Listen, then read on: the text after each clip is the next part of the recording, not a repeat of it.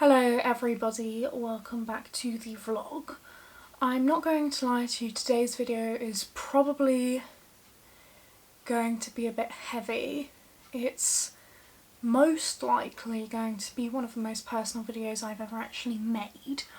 But I will try my best in the editing process to have funky edits so that it's actually entertaining, because I don't normally like watching videos if they're not a bit funky.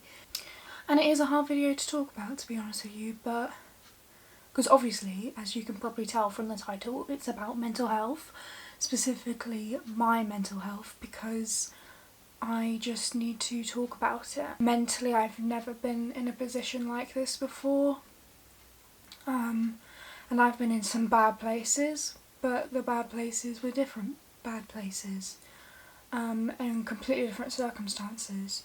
So not easier to deal with, just something that is easier to comprehend and easier to adapt to, I suppose, and actually physically, literally get help for. And especially within the circumstances in which we are all in, with the continuing pandemic and the lockdown, then really I think it's very easy to go on the internet, go on Facebook, go on the news and see all these articles saying, oh, young people struggling with mental health and blah blah blah, 78% or 70% of young people say they can't cope. But, you know, it's very easy to say that and put that into a graph and think, oh, that's sad. But then it's more difficult to actually look at it and express it and just face it up front and just listen to people and what they're actually going through. Not even in just a sense of, you know, I can't see anyone, I'm alone, all this la-di-da. There's a lot of shit going on in the UK specifically, and of course the rest of the world, that is incredibly heavy for a lot of people in various different ways. And it's a huge problem.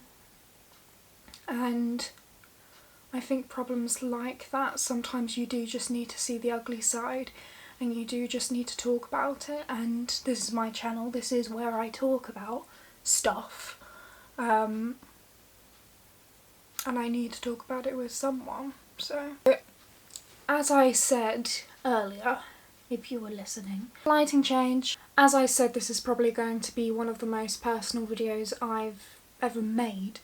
I think I'm just going to lay it all on the line, really, because the one thing I want to put into perspective when it comes to lockdown's effect on mental health is the actual reality of how quickly it can change people and how dramatic, because my mental health history is I suffer with anxiety, period, generalised anxiety disorder, and I do believe that I've always suffered with that, but I only actually got medical help and medical treatment for that about 1.5 years ago, because that's the first time I actually had the balls to go and get it, or just to go and talk to a medical professional about it, and at that point I was old enough to not be dealing with CAMHS. If you're in the UK, you've probably heard of CAMHS and heard of its poor reputation, and I didn't want to be saddled with that. So, because when I was growing up, when I was a teenager especially, I had so many friends who did deal with mental health problems, specifically depression. And since then, because it's a horrible, horrible disease to see, and I did see a lot of suffering of my friends. All this other shit was going on in my life that I avoided and ignored and just dealt with, because there was a lot of pain around me that I never wanted to feel. I never wanted to feel that sort of pain. And I remember being 14 years old and I had this hula hoop in my room. I don't know why I had this hula hoop, I genuinely have no idea. It was like a party hula hoop with beads in it. I hate those hula hoops, they're so noisy and you can't actually hula hoop them because they're heavy. And I got loads of post-it notes and I wrote loads of positive things on it, and I hung it up. Because I just wanted to remind myself to be happy. because I never wanted to feel that way. When there were so many reasons why I could. And ever since then, that's how I felt. And I also think, not to sound like full of myself, but I do think I'm quite an empathetic person as well. Not to be like a Shane Dawson, like, oh, I'm an empath, but like, I think it did affect me so strongly, because when I do see people in so much pain, it's hard to see because you feel it, and now how I deal with it now, I feel like can be really, really poor, because I'm going on such a tangent. I'll move on. So I just want to emphasise how terrified of that existence I have been for a very long time. And I think not that fear of mental health in general, but that not wanting to have it burden me and not wanting me to burden anyone else is one of the reasons why I avoided addressing my own mental health for so long. And also not even realising what I had was a problem, because I had severe anxiety issues, and I have had anxiety issues for a long, long time. But specifically when I was a teenager, because there was a lot of stuff going on at home. I had a lot of social anxiety. I didn't address it for a long, long time. But then I did, which was nice, which was really, really good. I got put on antidepressants, sertraline. That's normally that's like the first med they put most people on the NHS in the UK. As far as I'm aware. I can't speak for everything. Obviously, I don't know all the statistics. And that was about a year and a half ago. And yeah, I still live and exist with anxiety.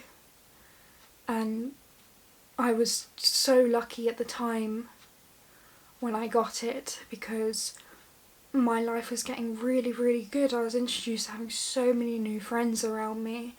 Some beautiful, beautiful people who I am so close with and are so grateful for. You know, I have got a lot of beautiful friends in my life, but these people, because we were so close and our lives were so coexistent, it was like nothing I'd ever had before. You know, and especially because my brain space was different, where I was aware and allowed myself to feel and be aware of the problems that I had. It meant that I could actually have friends who I could share that with and feel comfortable sharing that with, without feeling like my voice should be hushed or anything like that. So I'm very grateful for that. And so that's when we come to sort of March. You know, March time, when everything's going on, where I'm at Reed, it's like mid-second term. I'm surrounded by amazing, amazing people, like drama and shit's gone on, but at the end of the day, who cares about all that petty stuff? When you're happy, when you're living, when you're being creative, when your dreams are in sight, you know?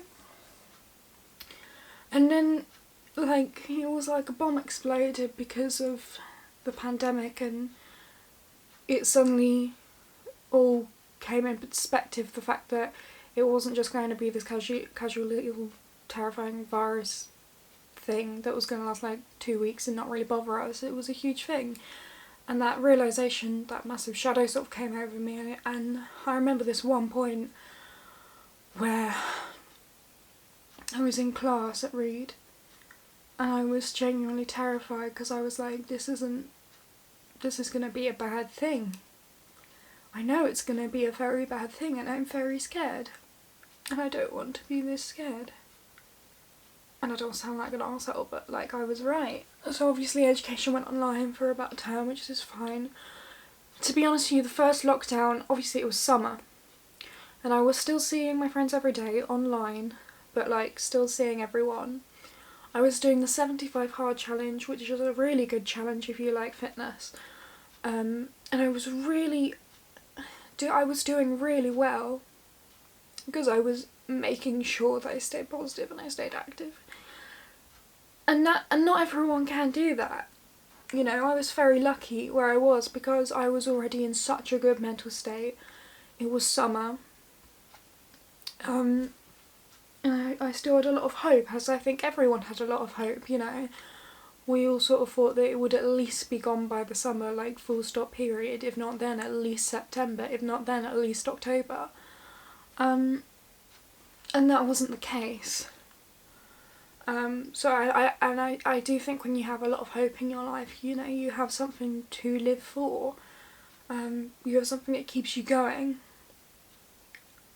which is what it was. And I was really in a good mental space because of that. Because I was fighting for something. I was fighting for what happens next.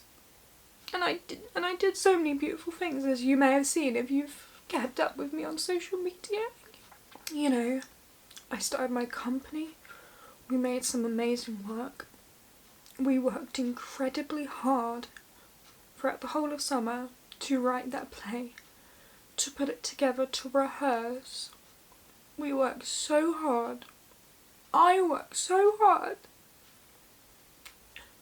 to plan a whole tour, to contact people, stuff that I've never done before, that I completely taught myself to do, to produce a show. As someone who is practically no one in this industry, I did that. And I am very proud of myself for that. I am. And I'm so proud and I'm so grateful for the cast, the crew, Caitlin, Rosie, Grace, Poppy, Sean. You are beautiful, amazing people. And I am so grateful for all of you. And the support of that was amazing. Then September comes, we do our beautiful, lovely fundraising shows, but then after that, you know, we knew that the tour that we wanted to do was going to be smaller, not only because of COVID, but obviously because we couldn't do all that funding. But we did get a lot and we got donations. It was so reassuring, you know. And then it's just like this huge slap in the face when that just gets taken away with like a week's notice, you know. And I was so angry because it did really feel like, look, it was heavily, and to be honest, on my part I do think it was naive of myself to not think that there was going to be a second wave. I mean, a huge part of me did think that that was going to happen because I don't have any faith in our government, but and also, like, I know how science works, so most of the time, not all of the time, obviously. I know that illness happens in the winter, like, it was just what will happen will happen. I did think that maybe the government would have invested more into the NHS for winter, due to the fact that a second wave would come, and that just didn't happen. We all know that that didn't happen. There was bloody Eat Out to Help Out, there was Go Out and Shop for Christmas, there was all this lifestyle, and instead of just having a cheeky little second wave, it's matching the numbers as in the first outbreak, it times by 10, you know. I have the, so if you've got a phone, I don't know about iPhones, but if you have an Android, you can like save a Google thing to your phone, and I've got the COVID-19 search saved so that I can check on the numbers every single day, because I like to keep up, I like watching the curve, and I'm running out of battery. That's not really fair, is it? Sorry about the camera change, this is going to be weirdly edited together now. Yeah, so the second wave happened, and basically, sorry, I am emotional because obviously it's like upsetting to talk about. Everything that I've worked for, like so hard for, had been taken away. Not in my control at all.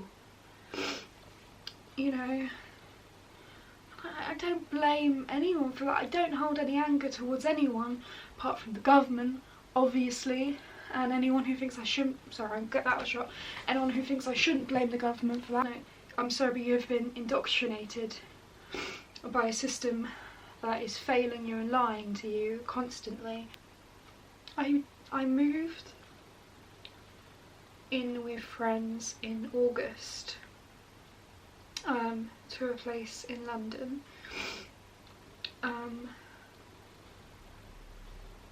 And it's fair to say I had a mental breakdown being there, and it's no fault of anyone who was there. I had completely moved location in a new area, an area which I do love, but it was in lockdown.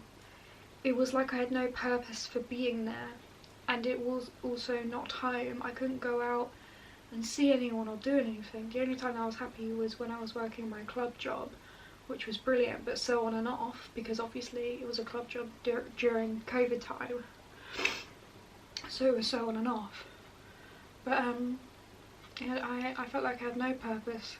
I transferred into a different supermarket from the supermarket I was working before at home, and in terms of as an employee, anyone who's watching this who worked in my old store, so much better than my new store. I had never felt more isolated, more disrespected, more unsupported in a job ever, and I'd been working in retail for 4 years, and retail's a hard-ass job to work in, and that just took the piss, really.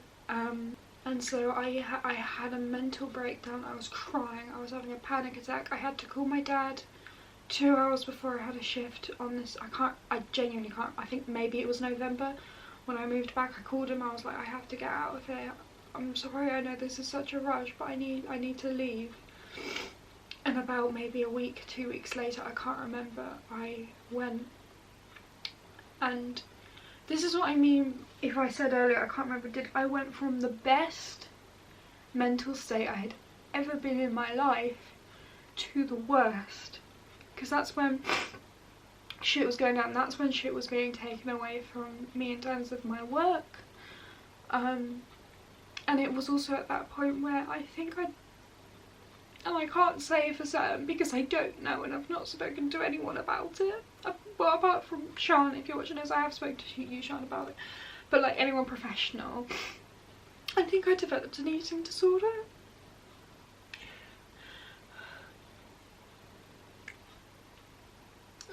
I had a really, really good relationship with my body and with food.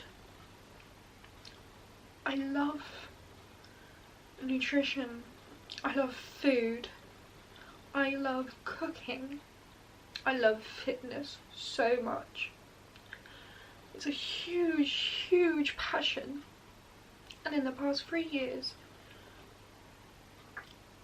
it's a passion, and it's been part of how I structure my life in a positive way. It has really, really helped with my anxiety, fitness specifically, and specifically going to the gym. Going to the gym has been brilliant for me in terms of dealing with anxiety. It's like you go, obviously it's not great for everyone, but for me it's like, because I do weightlifting, or I did, you spend an hour to completely just focus on yourself, you zone out, it's beautiful, it's brilliant, I love it. It really does take me away from stuff, and it's always been brilliant my whole gap year, you know. I was at points sometimes where I didn't know what I was doing with my life, where I was going, and still I had that perfect, brilliant structure, you know, because of the gym.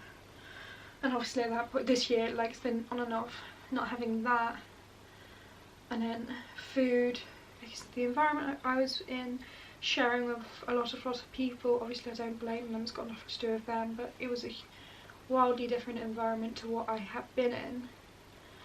Kind of like a culture shock, hard to adjust personally. And I do genuinely believe I developed an eating disorder, and it hasn't really stopped, because I did move back, obviously. I came home to live with Dad again. Love Dad, he's great, he's brilliant. Shout out to my father.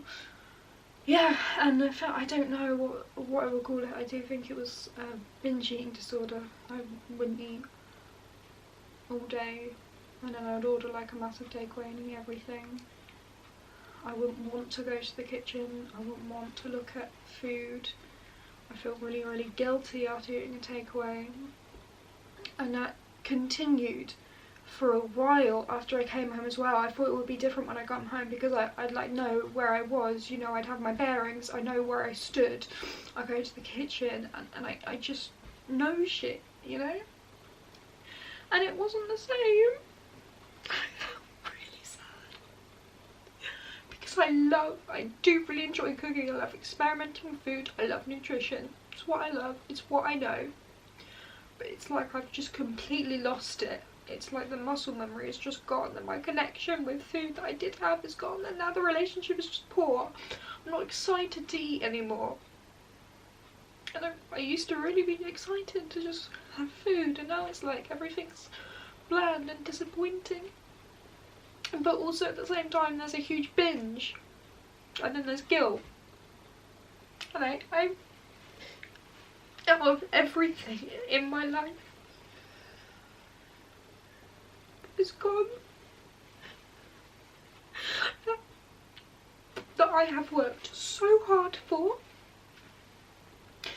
That is the one thing that I feel the worst about, because that is the one thing that I held dear, and I never expected that I could lose.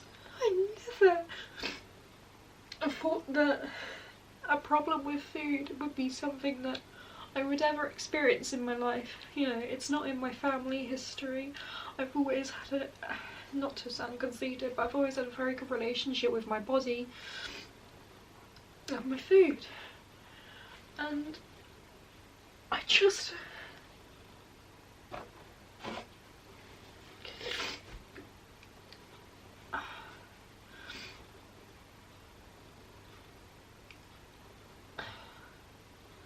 And it's always given me structure, and it's always been the thing that keeps me level-headed. Because of that structure, I need structure. And now it's just been taken away. And it's like I can't change it. I don't have the energy to change it. I don't have the mental capacity to do something about it.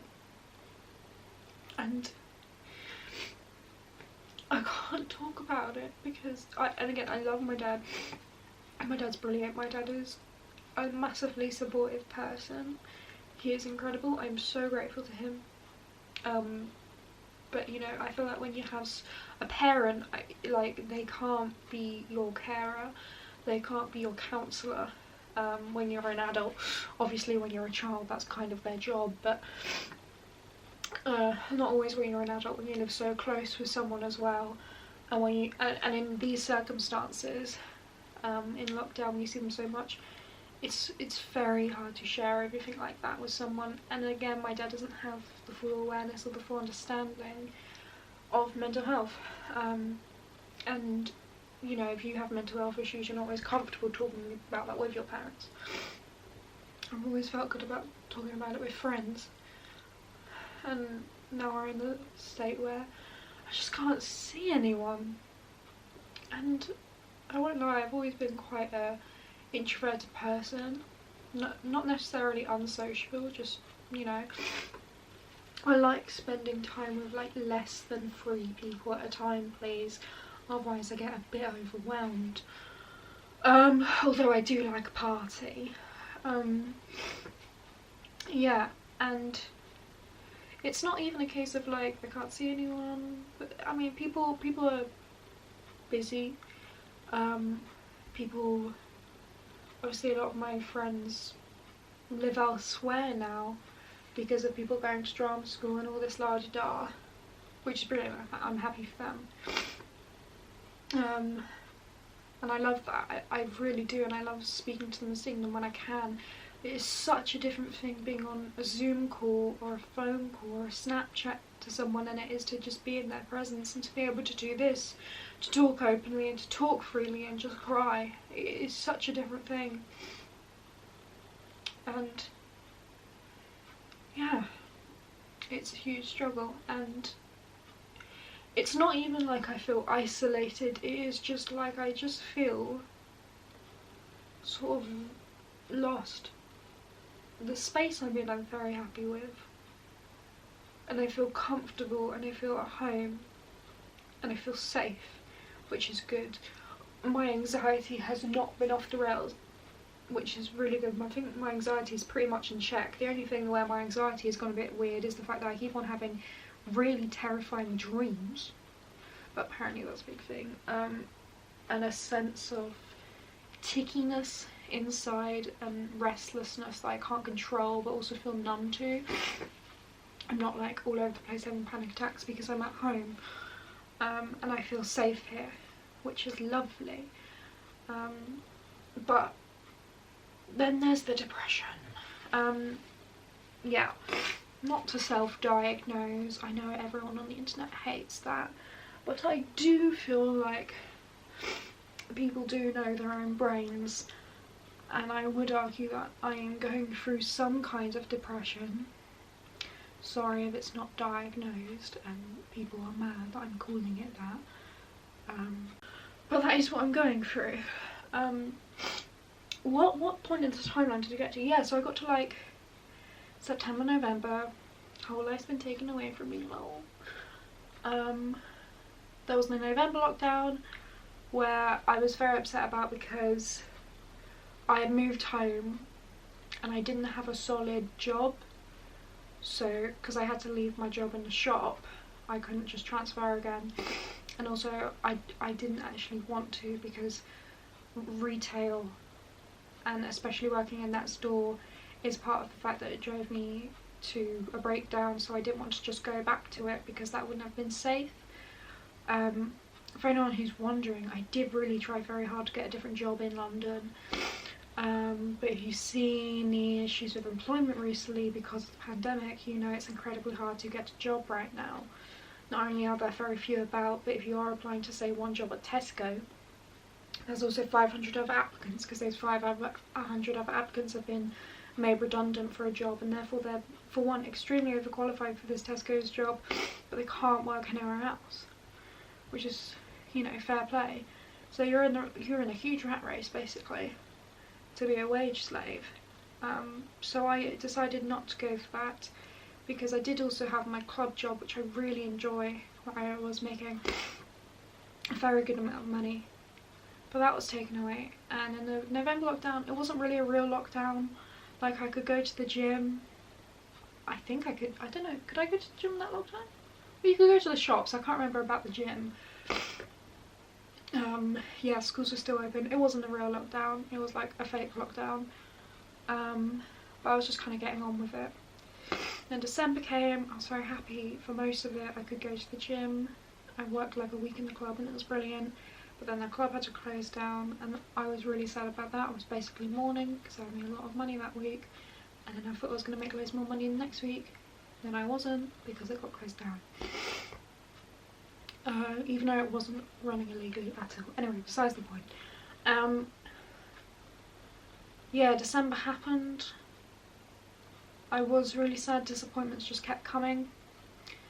The reality of my show being postponed to a different date soon, a date I thought would come soon, the reality of that just not being possible, and the likelihood of it just being fully cancelled had dawned on me. And then kind of the worst of it happened, to be honest with you. For anybody who doesn't know, because I don't actually think I've spoken about it directly on this channel, my mum suffers from a condition called Huntington's disease. It is a degenerative genetic disorder, and she suffered with this for about 17 years, I think. Yeah, so like pretty much all of my life.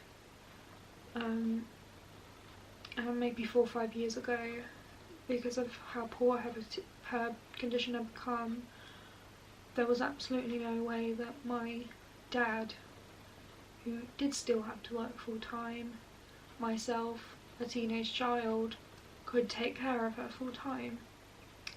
So it was at that time she went into full-time residential care, so she went into a care home basically. My dad is still one of her primary carers. We see her as much as we can. My dad sees her like 3 times a week. My dad is lucky enough to be retired now because he has been a full-time carer to my mum for the past 17 years while also working. But he's very smart and he's been able to be in a position where he can retire. So he's able to see her that much, and he volunteers at the home, and it's lovely. But then obviously COVID happened. Literally throughout this whole year the home's been very supportive, and we have been able to see her a few times, depending on what public health has said. All care homes in the UK have to abide by the Public Health England guidelines, regardless of whether, at this current moment, whether care staff and residents have been vaccinated or not. As it stands now, all of the residents, apart from 2 who cannot have vaccinations for health reasons, and all of the staff have had the COVID-19 vaccine, both doses, which is lit. I'm so happy about that. But because of, and this isn't even taken into account when this lockdown 3.0 ends, but because of an issue that had happened, or the current guidelines, or whatever, we just can't see her. We're not allowed to go visit her. We haven't been allowed to visit her since like December basically. And also since December we've had to see her through a wall.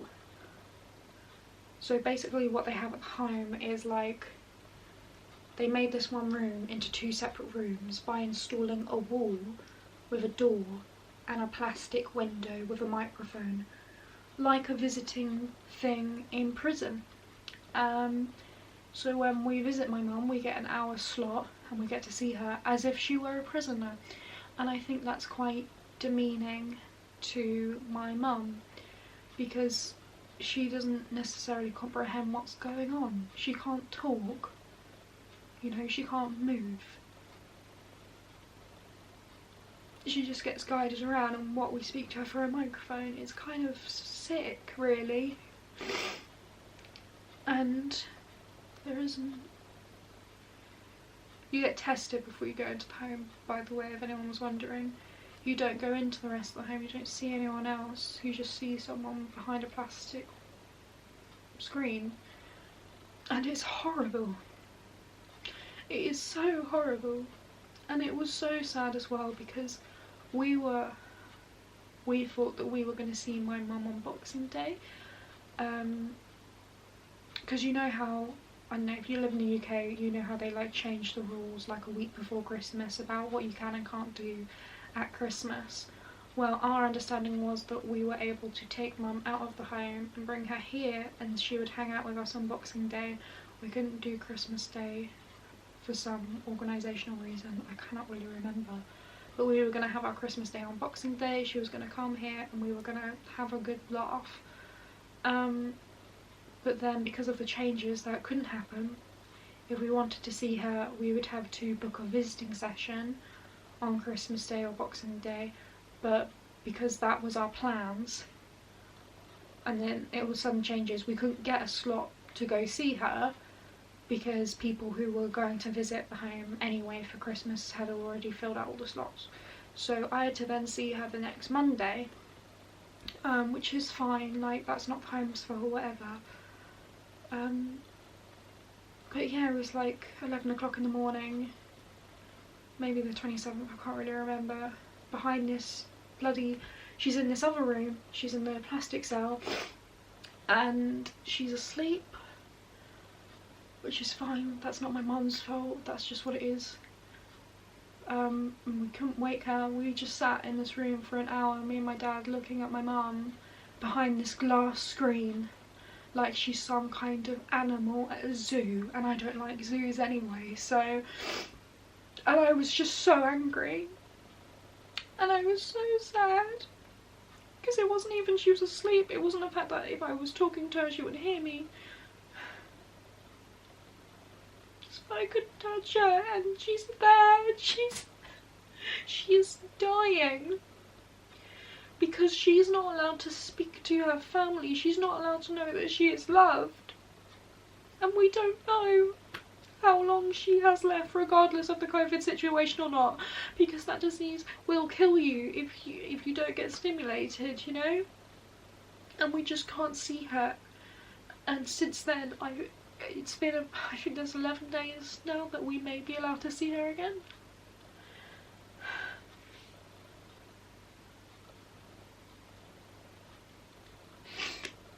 And it just makes me... I was so angry. And it was at that point where I really fell into a very dark hole. I'm actually going to have to move this to my phone because apparently none of my cameras have battery, so I know that my phone does. Yeah, so basically I can't see my mum. We have Zoom calls of her, but there is no carer present in the room. Obviously, I think Zoom calls can be very difficult with anyone when you're with someone who doesn't know how to use Zoom. My mum, obviously, like, she can't move, she can't touch the screen or anything like that, so the carers do it, but the carers, like, they don't work with technology, it's new technology to them as well. They don't know how to work it, they're also not present in the room, so if there's an issue on Zoom, or if something needs to be changed on my mum's end to suit other people, then it cannot be done.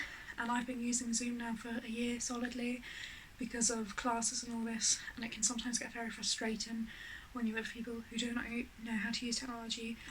And obviously it's not the same, you know, you can't touch someone, we still don't know, like, we don't know what's happening on her screen, for Christ's sake. We don't know if she can see us, we don't know if she can probably hear us, we don't know if she knows why we're doing a Zoom call rather than just seeing her. You know, it's very frustrating, it's very angering.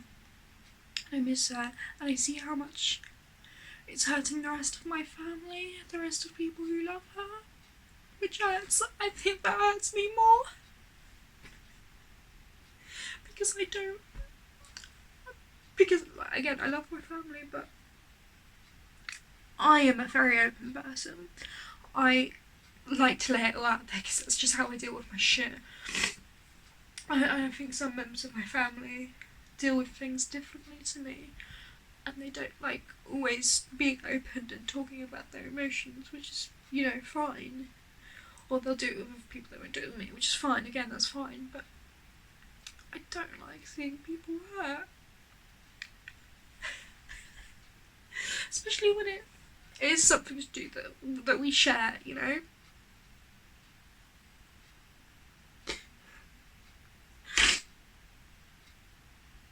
And because I see how much it's hurting them, I just feel so angry, because I've fully gotten to a point now where I completely am aware that I have no agency now in anything. There is nothing I can do to change any of this. I can't help my mum. I just feel so guilty. Like such a fucking letdown because of that.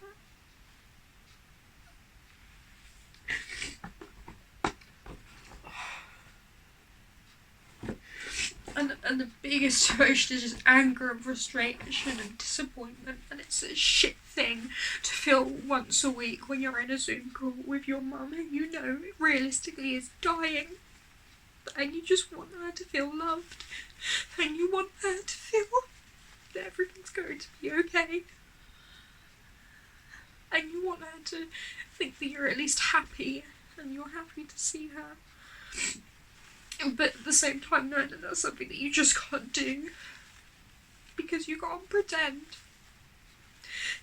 that everything's okay when shit's just falling apart. You really can't.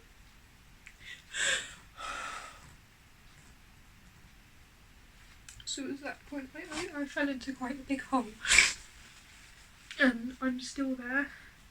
It doesn't matter how much good news there may or may not be. I don't know if what I'm looking forward to in life is going to be there at all. I don't know if there will be a point where I can just go to my mum's room again and just chill out.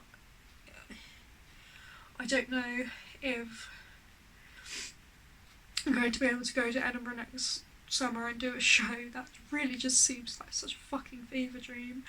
This whole when COVID's over, like, it doesn't really exist, and it feels like panic mode, it feels like depression 101. I really hate talking about the pandemic now. I just can't talk about it now because I cannot deal with such negativity in my life anymore, because it's just a constant reminder that everything I once knew is completely gone and it's dead. And it makes me so angry and upset.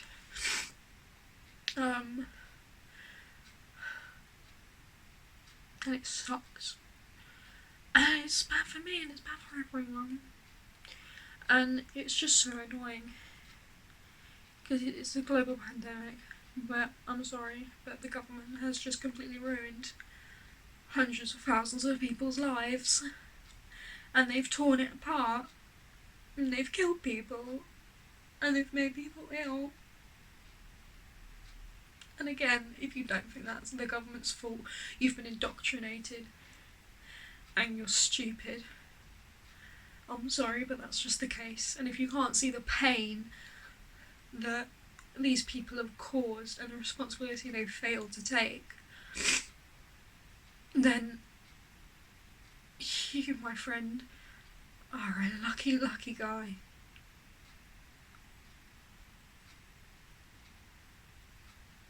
And that's basically it. I had quite a poor day. In terms of dealing with all this, I've continued to have poor eating habits.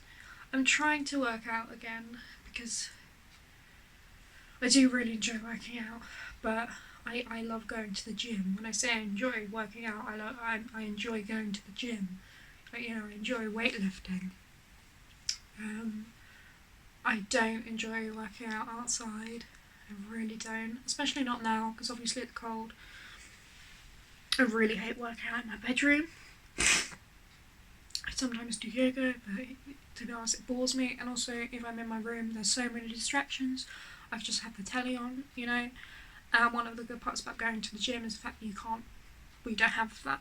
So you don't have those distractions. You are just completely focused on yourself.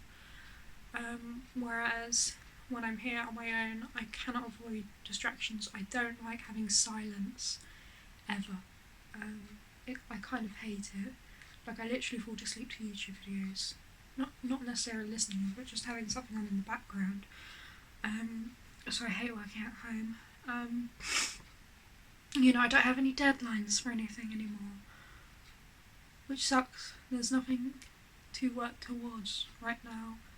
Even if I make projects for myself, it's just something I've done for myself, which means that it doesn't, in reality, I don't actually have to do anything. It's just this huge sense of numbness and lack of purpose that I cannot feel. In terms of work and money, I'm doing okay, doing enough. I teach on Fiverr acting, which I love. Anyone who's bought a lesson from me, by the way, I love you. I really enjoy teaching. Teaching is so much fun. If I have taught you and you're watching this, you probably know that. I went over a lesson time of an hour by 50 minutes once, just because I was having a great time. I love teaching. Voice and acting basically is what I do. If you're interested, check me out on Fiverr. But that's been keeping me going, which is really good. I'm so grateful to everyone who's taken a lesson, as well as other things I do that you may have heard about. There's that. But basically I am unemployed, which is grand. I have looked around for other jobs, but there really aren't any, unfortunately. But again, I would rather be able to financially support myself with self-employment basis. I did start my own small business called Spice Up Socks because I am very lucky to have a craft in which is knitting. Because it's very stable, it keeps me busy, it keeps me focused, which is very good. If I didn't have that, I genuinely don't know what I'd be doing with my life, because obviously I love writing, I love acting, but writing takes up so much, for me at least, in my writing style. It takes up a lot of emotion out of you, and mentally it is a lot of work. Well, no, I think any writer experiences that really, whereas knitting, it just keeps you concentrated, you know, it's a craft, it's a right or wrong, and that's lovely. So I'm very lucky to have that. Yeah, I started my own small business, Spice Up Socks. I'm on Etsy and Depop if anyone wants to buy any lovely handmade socks. Also TikTok and Instagram, all Spice Up Socks. If anyone wants to check that out, shameless promo. Yes, I'm very lucky to have that. It's just a case of, you know, sometimes I get up and I'm able to wake up and do some knitting and then go on a walk and then come back, carry on, do some knitting, maybe be lucky enough to do something that I need to do, such as respond to emails, update my show reel, or do some my personal trainer homework. I can do that, but some days, like today,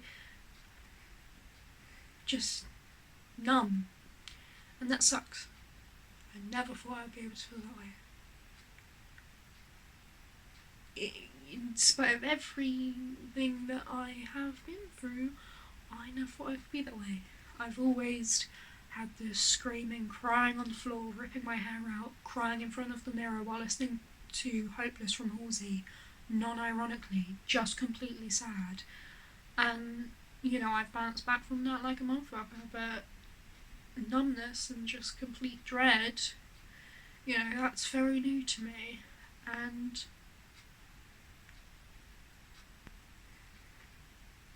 I'm shocked.